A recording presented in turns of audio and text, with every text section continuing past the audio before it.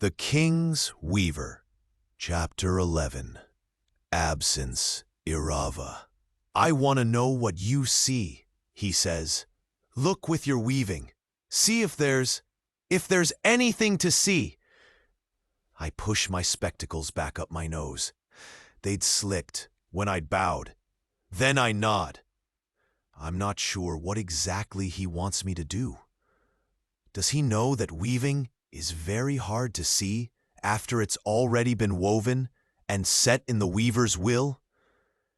It becomes a part of a new reality then, with everything and everyone around it shifting to match. To see that it wasn't the original reality after all can be difficult or impossible. It's why I can hold my illusion around Master Aldrich, around everyone here in the palace. And if there has been any weaving done in this room, if the king is trying to find ill intent, it would have been done 4 months ago. That's a long time for reality to settle and the weaving to fully become the new reality. I'll look because he asked me to, but I don't think I'll find anything. I glance at him, and he's still watching me, which tightens all my nerves. So, I make sure my own illusion is firmly in place. Then take a few breaths, trying to settle into the reality of the room, to see the threads all around me, ready to pluck and weave into new shapes at my will. This slide into the deeper concentration of my magic steadies me.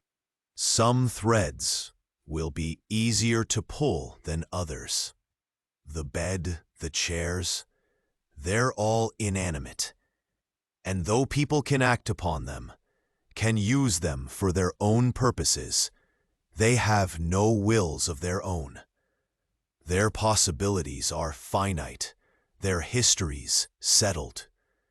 It's much easier to weave illusions around living beings, or the possibilities they inhabit, as they are constantly in motion and not settled into any one reality.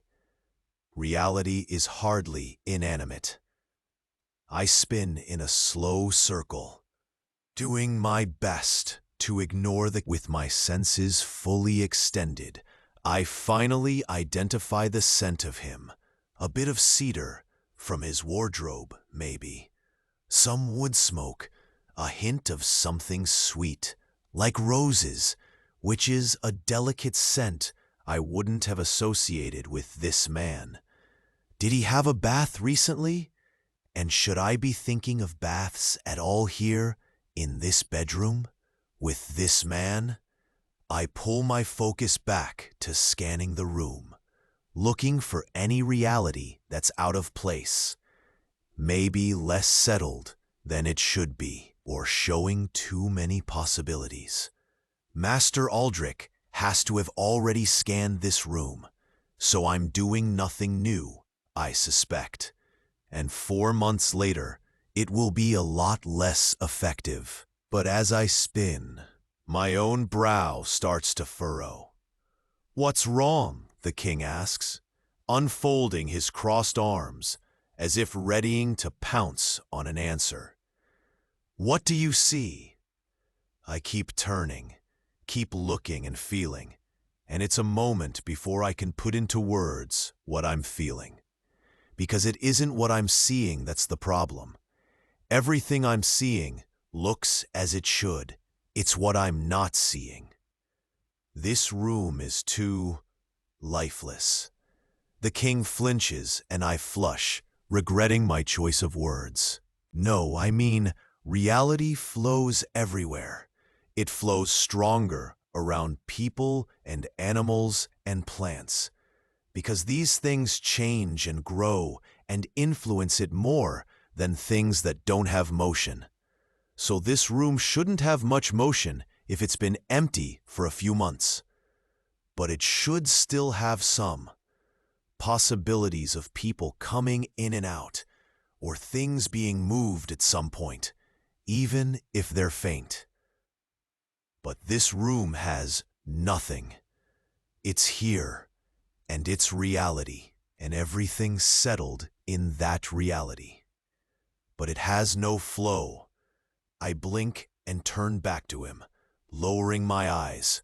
Forgive me, Your Majesty. I'm not making any sense. I don't know how to describe this.